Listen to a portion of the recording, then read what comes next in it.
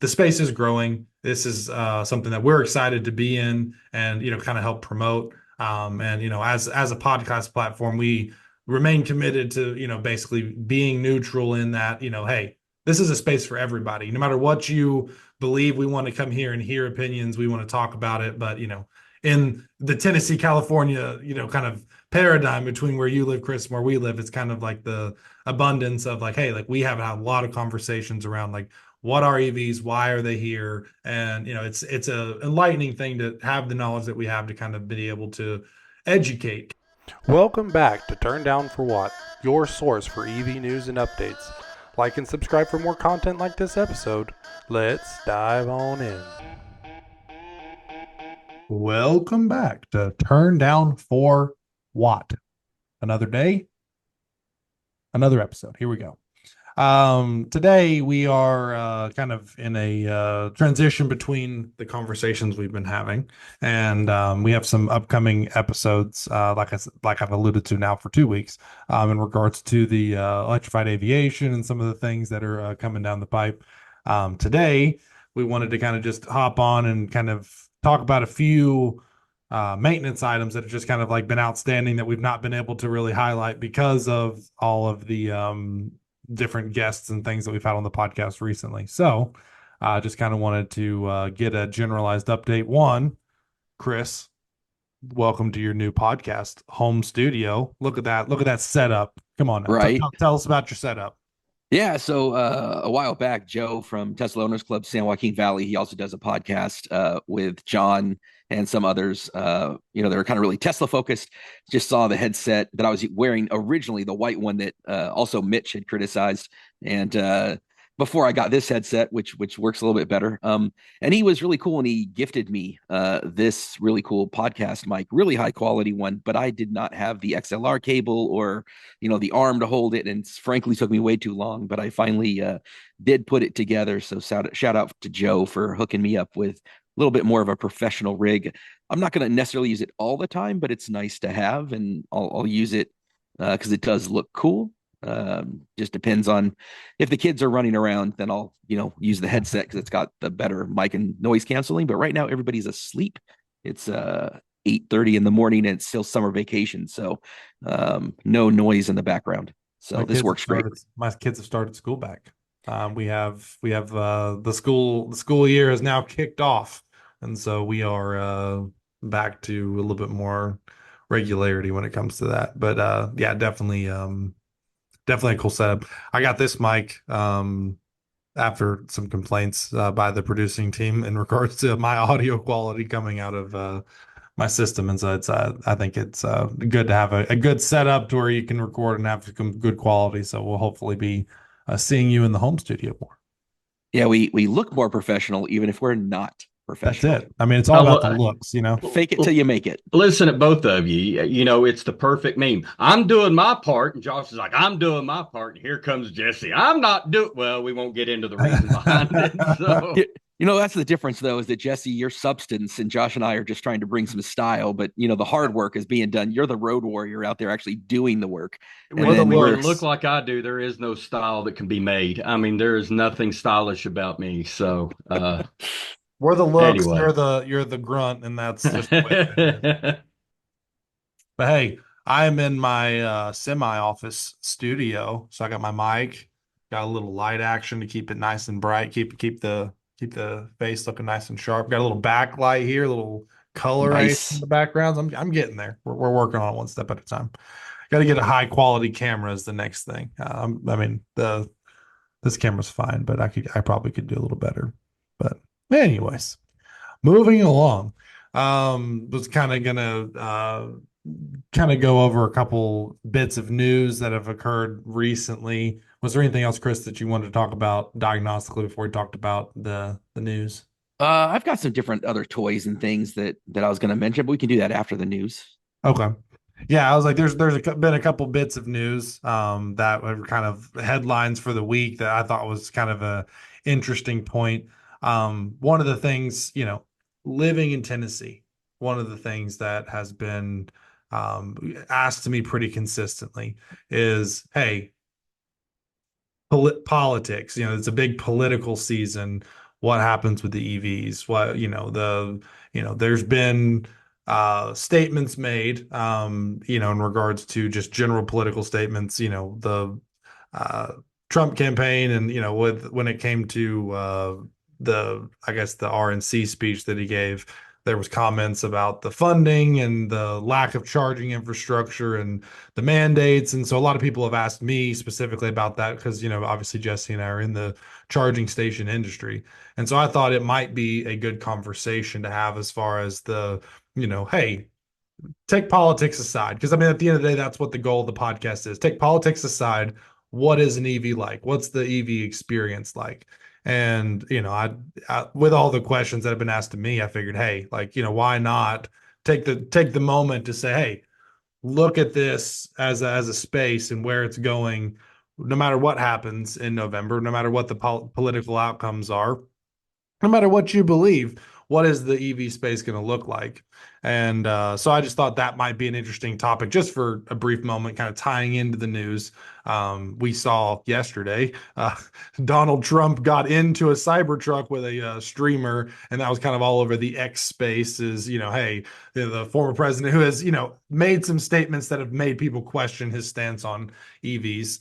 Him getting in a Cybertruck and listening to music and, whatever for the publicity of it. And then on the other side, you kind of see this, I don't know if you label it a bromance or whatever with, Trump and Elon Musk. And how does that equate in the electric vehicle space?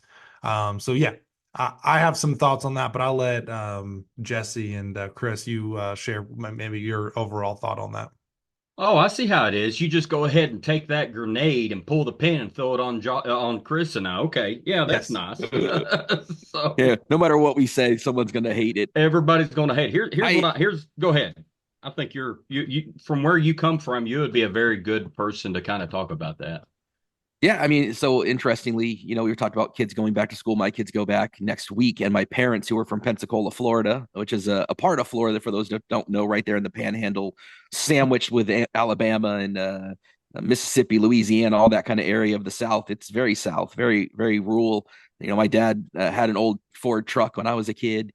He is definitely a truck driver kind of guy. He is not necessarily an EV guy, but it'd be interesting to have him come out and be in the lightning and get his thoughts. But he's very strongly a Trump guy and of a similar mindset. And so I have people in my orbit that absolutely, lean that way. And I'll get criticism for the EV thing. Friendly, nothing brutal. But nonetheless, you can just tell like they have no intention of being an EV. So the Trump thing is interesting because he loves people that love him. And so Elon and he are kindred spirits when it comes to kind of draining the swamp or the anti-establishment or the woke or whatever that wants to be. So they find some alignment there, right? Some synergy in that. And then, Trump, also has that part that he appeals to, and kind of tangential to this, for those that don't know, Tucker Carlson, man, has a 1 hour long great video, but definitely from that point of view, he starts right off on the video, very Trump stylish of, hey, they're going to force us all into EVs. And before they do that, let's let you see with a friend of mine from a part of the country, a rural part of the country, that's a farmer and works with in a mill, has his own mill shop, built his own barn, a real truck. He drives a F-350, and he has him have with a Cybertruck. And Tucker's talking about, this is what I drive. I drive this Chevy Silverado, this old Silverado that has no computers in it, and the government can't take control of it and shut it down. It's a weird start to the conversation, but then it shows all the things that it can do. It shows some of the limits with towing, but it shows the guy basically says this does everything my F-350 does and does it well. And they go on a whole hour-long journey showing how great the Cybertruck is. So it is a weird mix where hopefully if we can get Elon to influence people like Tucker, like Donald Trump, and get that out there, just so that we just need to break down that idea, which some of it is like the politics in California.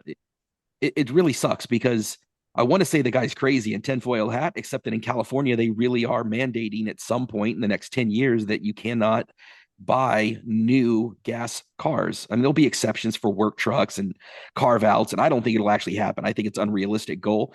But when those things happen in places like California, it lends credence, and it just reverbs out there to the part of the country that recoils from government overreach, which it screams when there's things like mandates and they don't want their tax dollars. This guy on the Tucker video talks about how all the different ways it made sense for him to build his own barn, because if you go out and buy the materials, you pay sales tax. If you go pay somebody to do the work, then you're having to work to pay him, and you're paying taxes on your work. And you can just tell it's a part of the country and a person that doesn't want to pay taxes. So then when his tax dollars go to some, West Coast guy, elite or whatever, that's driving an EV in California, and I'm getting a $7,500 rebate, or you guys are getting different NEVI funding, he just recoils to that. So it's a complex thing to navigate, because I think objectively EVs for a number of use cases are fantastic, and we just need to let people see it. But there are these aspects that resonate with that crowd, and I understand why. Yeah, I mean, I think on my side of things, I mean, the current administration has done a lot, obviously, to promote the EV agenda. I mean, obviously, the funding allocations for charging networks, which has been needed. I mean, chargers are not going to be profitable until they were incentivized, and the network was needed to promote EV growth. So I mean, I understand to a degree that that push, and some people may not understand that, but I mean, if you're trying to promote that initiative, that's definitely something that's needed to kind of come to fruition. However, it's something that there's a very polarizing aspect of the EV space that I think one of the reasons that I originally wanted to start this podcast was, hey, like let's break down the walls and we're just have an honest conversation around what an EV is really like. And this isn't the goal is, hey, this is not a left right issue. This isn't a up down. This is a, hey, practically the average driver. I was in Tennessee, and for me, I wanted an EV for the efficiency, for the cost savings, and that was my number one reason. And there's obviously the other benefits. If you're looking at the environmental side of things, you can have the argument that it's more environmentally friendly. You can look at some of the other factors that come into purchasing an EV. But for me, when gas prices were $4.50 a gallon, and I had an F-150 and spending, $600 a month on fuel, and Jesse, obviously he's told his story before on the podcast where he was spending $60 a day or whatever that number was. That's where, for us, it made economical sense. I mean, that was, we spent more on the vehicle. Yes, absolutely. And yet we saved money. I mean, the payment offsets for Jesse. I mean, he made his whole payment back in like 4 days with his fuel savings. And so that's where I think that there's an honest conversation around, hey, I bought a vehicle that was quick, fun, saved me money. And it doesn't need to be a polarizing issue. And kind of going back to what I was saying at the beginning, with the statements that have been made, a lot of, by Trump and, the Republican Party, we'll say as a whole, there was some, like I said, the questions brought to me of, hey, obviously look at the failure of the current administration. And I think that there's a element of misinformation in that, in the fact that, like, the statement that was made was basically, they spent $10 billion and they put 4 chargers in the ground, which isn't necessarily a lie, but it's just because the funding is in process. I mean, Jesse and I have one sites that we're in the process of constructing, but we haven't started yet. Why? Because we're dealing with the red tape of federal government.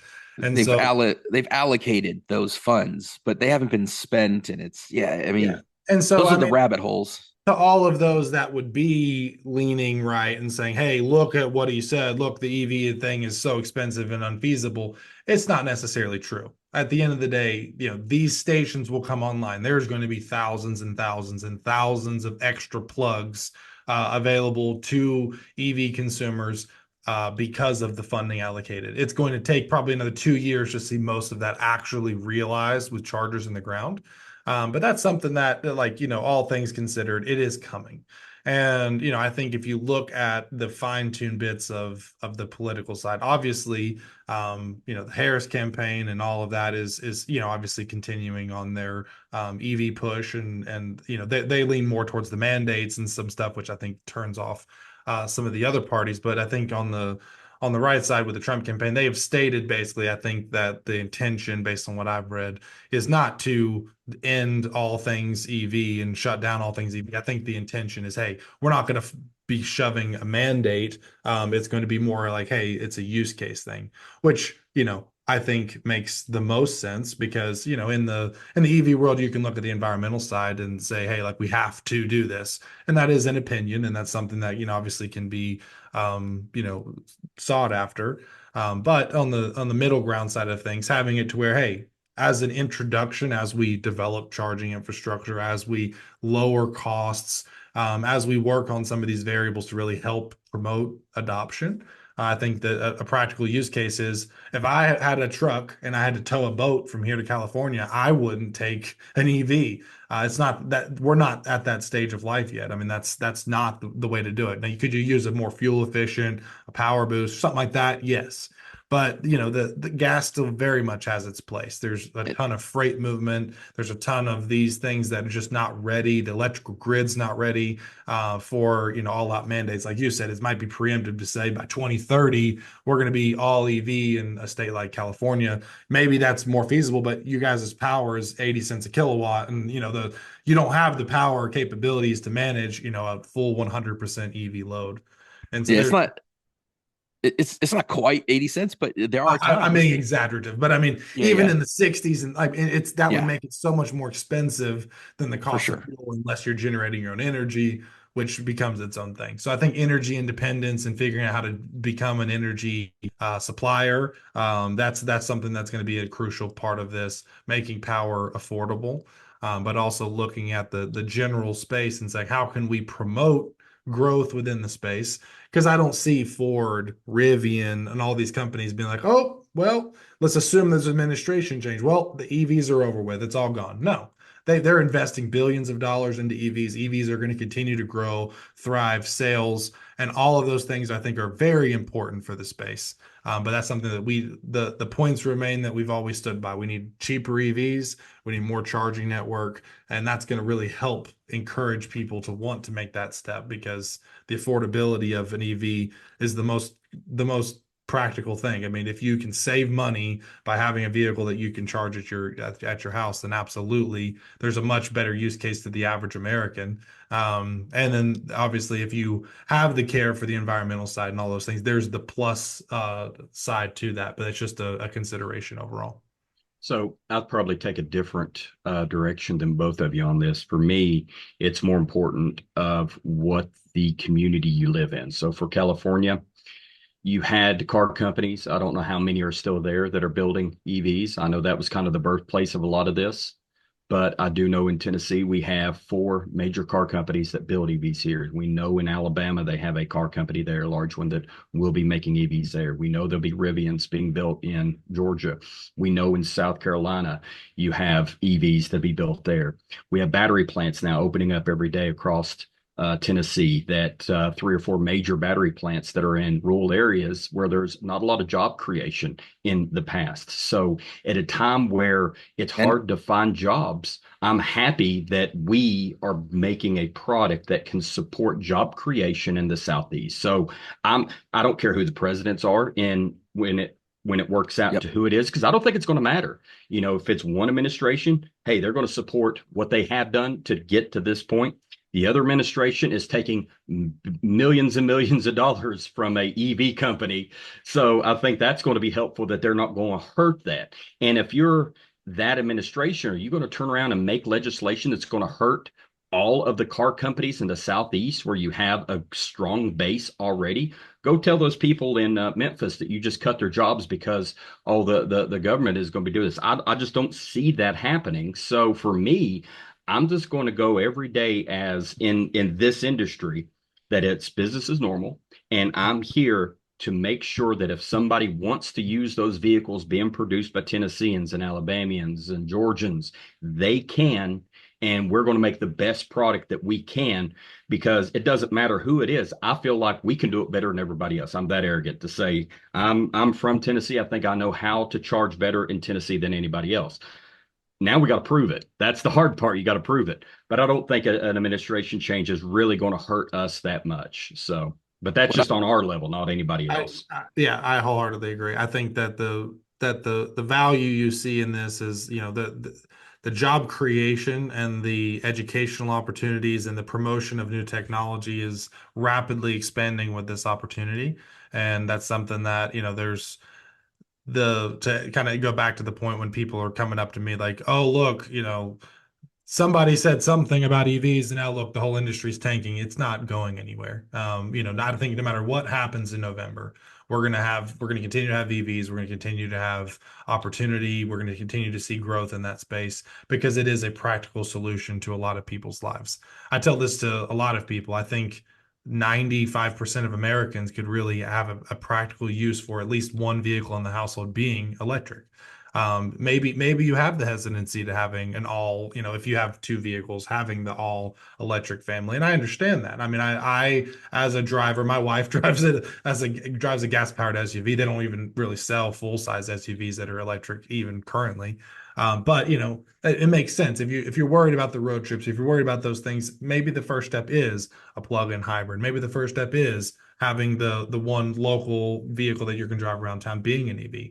But that's something that you can dip your toes in the water. And we've spoken to several people that have actually listened to this podcast and said, hey, like I bought an EV because I was listening to the podcast and really heard your guys' vision on like, the lightning experience and what that's like. And, that means a lot to me and, to all of us. It's like, hey, like, what we're saying isn't necessarily just going in one ear and out the other. There's actually some meaningful substance. And I think that that's something that in this space, we're going to continue to see growth. There's a lot of technological advancements happening.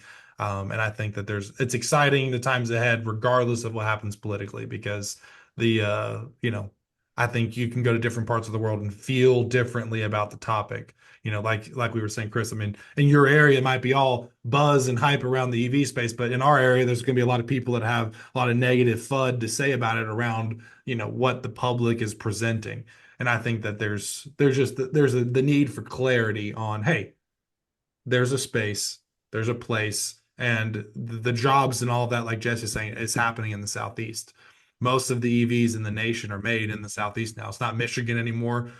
Ford came to Tennessee and is doing it. Rivian came to Georgia and they're doing it. And Volkswagen Texas. is, Yeah. yeah. I mean, they're coming to the Southeast, and I mean, we were the number one, in the GDP as the news was reporting. For the quadrants, we took over the Northeast for that because I think a lot of this job and industry is coming to the Southeast.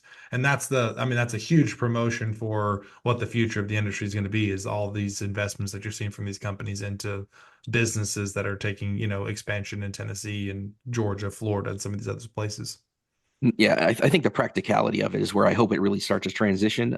And even North Carolina out there, we went did the Chem Power thing, and Alpatronic is out there, and so it's all aspects of it, right? Manufacturing, battery production, charger production. It's a whole section out there that's doing it, and the practicality is real. And even in California, it's only 20% that are EVs out here, which is a lot compared to the rest of the country. But on that practical aspect, my sister, who was an early Model S owner, has a Model X today, has Tesla Power with solar walls.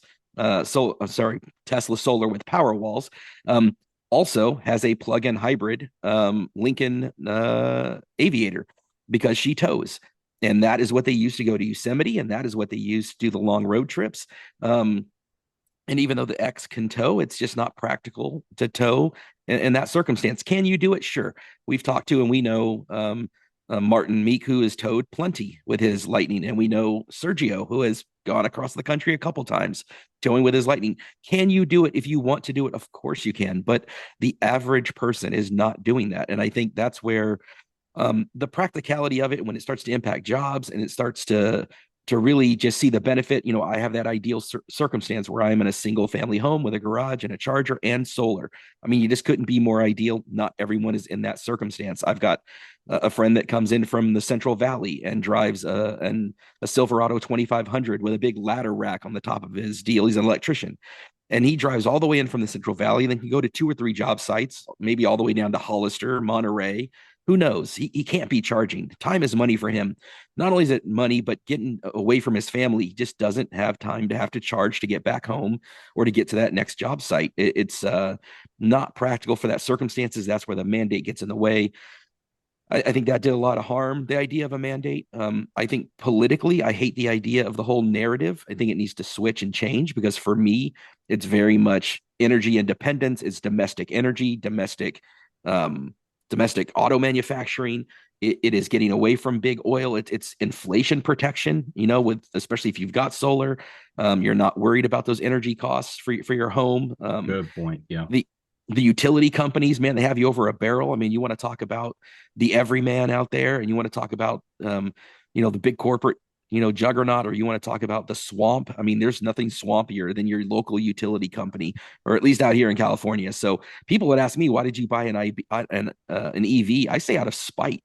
I mean, it's out of spite for the oil companies, spite for my energy companies, spite for the government regulations that cause inflation. We all know how you feel about the big oil companies. And by the way, Power Up America loves the utilities we've been working with in Georgia and other states. Thank you for those. Right. It's the other ones that we don't know. The other ones. About, so. It's always me that mouths off in front of Shell or torpedoes your energy relationships. No, it's I understand they're initially they're evil. I'd like to see more nuclear. I'd like to see, less of the high cost of energy that we're seeing in California. Supply and demand is a real thing. We learned that in COVID. So when you've got demand increasing because of EV and a low supply, and a utility company making questionable decisions with their money, you have a cost in California where it took 15 years to double the rate of electricity, and then subsequent to that, it only took 5. I mean, that is a crazy, amount. And so what's tough politically though, is that when I have conversations with people, I've kind of learned, and I don't know how to navigate this yet, but I've learned that it doesn't matter. These people that I talk to are so anti-EV. There's always a reason. It's like, government money's going to, well, yeah, it goes to corn, and corn makes ethanol, and it goes to big oil. So that's not a valid argument. Well, it takes more, it does more harm to the environment to produce them. Not untrue, right? That when you first produce the EVs, it is a higher carbon footprint to manufacture them. That comes back depending on where your energy is from. Is it from solar? Is it from wind? Is it from renewables? It can be 6 months to a year before you hit break even on that carbon footprint. If you're using coal and you're in a bad circumstance, it could be 5 years. There's some validity to that. But dude, these people are not intellectually being honest, because they're going around with their iPhones and their shoes made in China and their clothes from Walmart. And is it really that? Is it really the environment that's really, if I walk around your house, maybe you are an evangelical about the environment, but I don't think you are. I think it's deeper than that. I think it's visceral for them. And so I haven't learned yet how to navigate that, because it's like, hey, if I told you 3 or 4 ways that you're incorrect factually, would it change your mind? No, they just wouldn't believe it. And so it's not that at all. And the narrative needs to pivot to one of freedom, liberty, sustainability, energy independence, national security, for the same reason that I like that we're onshoring chip manufacturing from Taiwan. These are the same reasons we need to be energy independent, and we need to be not having China come in and crush us in the EV space. We need to be competitive around the world. These manufacturing jobs, we need all this stuff. The narrative needs to change. I haven't figured out how to change it, but I think people are focused on the wrong thing. And I think they're being disingenuous for the most part when they talk about the environmental impact, or when they talk about these things like battery fires that are just factually incorrect. Yeah, it's all new. Yeah. It's all new. That's the thing. Scary. Too. My favorite objection is that the government's going to click a button and shut down all the EVs. I'm like, your gas powered vehicle runs on a computer chip too. So it is literally, I swear to God, go to X and watch Tucker Carlson's. It is worth it, because it's an hour long, and he literally leads with that his truck can't be shut down by the government. And he leads with it. It's in the first 5 minutes of his thing. It is both a scary watch and a great watch at the same time, because it shows just the tinfoil hat aspect of it.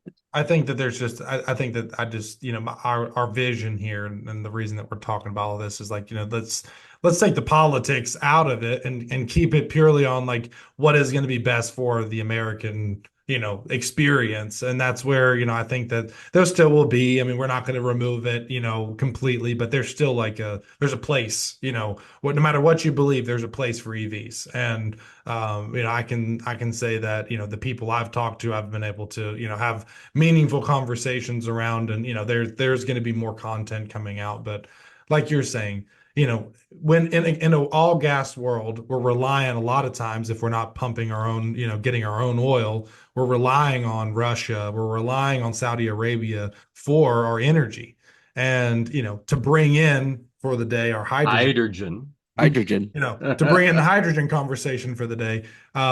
We have the opportunity through some of these green initiatives, these clean technologies like hydrogen, like solar, like hydro with dams, and like nuclear and some of these things, to become energy independent.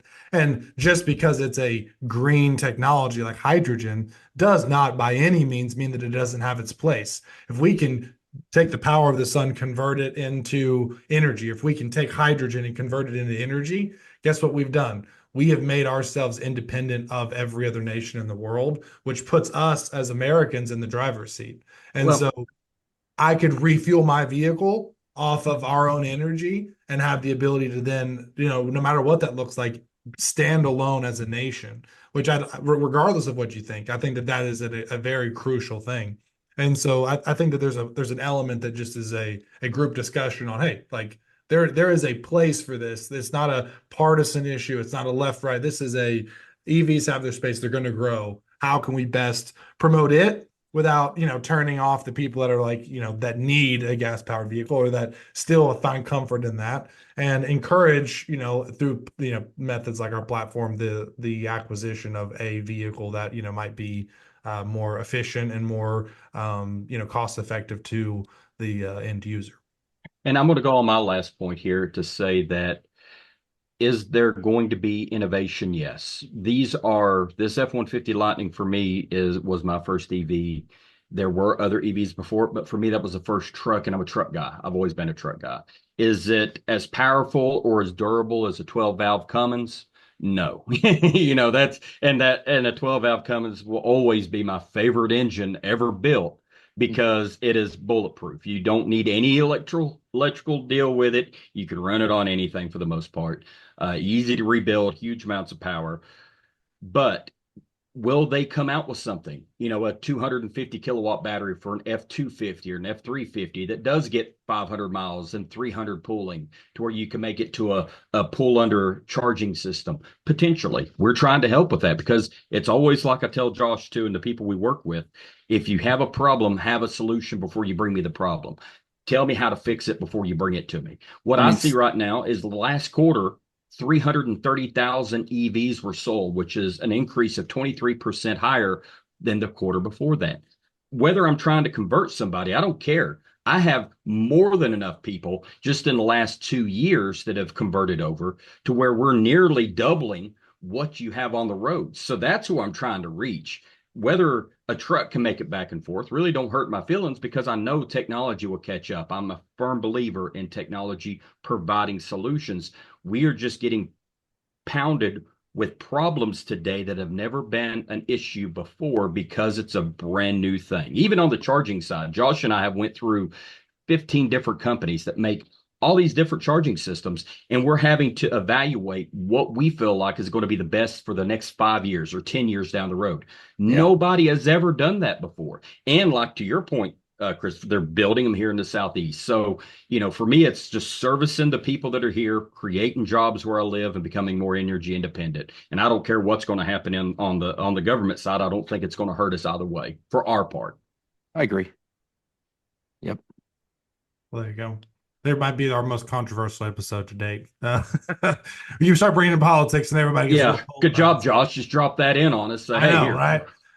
To kind of bring it all to a head, I think, like I've said now 3 times, I think that the EV space is here. It's coming. It's arriving. Like Jesse's saying, more EVs are being sold every day. the technology is not going away. It's going to be pushed in the future. People were resistant to computers. People were resistant to some of these things. Taking over AI has been a big resistance. It's not going to take over the world, but it's a huge asset. And so you can either get with the program and like understand like, hey, this is coming, this is evolving. How can we best utilize this technology for our benefit? Or, you can basically, fall by the wayside. You've seen some of these manufacturers and stuff that are trying to catch up. They're behind the eight ball when it comes to the technological developments. But the space is growing. This is something that we're excited to be in and kind of help promote. And as a podcast platform, we remain committed to basically being neutral in that hey, this is a space for everybody. No matter what you believe, we want to come here and hear opinions. We want to talk about it. But in the Tennessee, California, kind of paradigm between where you live, Chris, and where we live, it's kind of like the abundance of like, hey, like we have had a lot of conversations around like what are EVs, why are they here, and it's a enlightening thing to have the knowledge that we have to kind of be able to educate, because a lot of times I think it's just a lack of education. A lot of people are ignorant and they hear certain things, they take their own spin on it, and it's something that hey, like take the time to learn, and you're welcome to have an opinion. I'm not the god of EVs, know everything, all the things. Have your own opinion. That's the beauty of America, is have your own opinion. I think EVs have their place. You don't have to have that opinion. We can have all sorts of fundamental opinions on all sorts of different things in the renewable energy space, but the at the end of the day, are we going to be energy independent? Are we going to have a new technology? I think that there's a development that's going to continue to happen no matter what happens politically. We have a new technology that's here, it's arriving, it's growing and developing, and like AI, it will continue to have its place and grow and develop. So and you talk about AI, and Jesse knows this. This kind of goes right into my conversations about are you really are you really justifying you don't like EVs by using all these examples about the grid and all this AI and the compute on the side of things like search engines and on things like Bitcoin, and those are all using way more energy on the grid than EV charging is. And nobody is out there searching. If you want to search for the reason to not like something, you will find it, but you're not being honest about it. yeah. It is. Jesse knows what goes into the compute of these big systems, these Amazon web cloud servers and these Google servers and the AI and all that compute, man, that is using way more energy than our EVs ever do. I know of 2 gigawatt data centers that are being built north from here. That's 1 gigawatt per hour. Just for clarification. So 2,000 megawatts an hour of compute power that are being planned right now. So we can't keep that in perspective. How many EVs would that be? That would be, if it was like a 60 kilowatt recharge, then you're looking at, that's insane. Come on, do the math quick. Let me hear it, Josh. You brought it up. Too late. I guarantee you all these anti-EV people are using Google and using their phone and shopping on Amazon and going and buying products from China, and it's not an honest conversation, and that's where I just think we need to change. Just to say that Google isn't the enemy there, 33. Chris, so. No, I am not anti-Google, man, at all. I'm not. I did just switch from Google to Apple. We can talk about that later. But they're both good. Yeah, no, and it's not anti any of that. It's just more that everybody's using this stuff. How many, Josh? That one data center is has the ability to recharge 33,000 EVs an hour. Yeah, come on. We're not having an honest conversation, guys. As a society, we're not, But think about it. Think about it though. 33,000, that's about how many EVs are just in Tennessee. So you take those over the interstate, that's a lot more power than I would have thought once you start spreading it out that we're getting from gasoline right now. And now we're having to ask the power grids to produce it. There is a call that we need to come up with one here soon. Where does that power come from to prevent everybody's power bill from going up from supply and demand? So I think that's the investment. That's the investment that needs to happen. Hydrogen. We need a bell. We need a bell for every time we can mention hydrogen. Just the ding ding. Yeah. Obviously, like I said, this is a polarizing issue. If you have thoughts and you're listening to this, share them below. Let's hear about it. Let's talk about it. Maybe we'll take some of your thoughts and have a subsequent conversation around some of the thoughts that are shared. But open conversation. Like I said, this is a space for everybody. We want to hear everybody's opinion. We are the everyman's podcast. So tune in next week. We got more fun news and updates coming. Like I said, advanced air mobility is either next week or the week after. We're filming it next week, so we will get it posted as soon as we can. And yeah, excited to continue to have this conversation and privileged to be able to kind of speak on these issues. So great chat, guys. Yeah, tune in next week. Thanks for tuning in to Turn Down for What. Tune in next week for more EV news and updates. Make sure you're subscribed with your notifications on to be notified when we post more episodes like this one. See you then.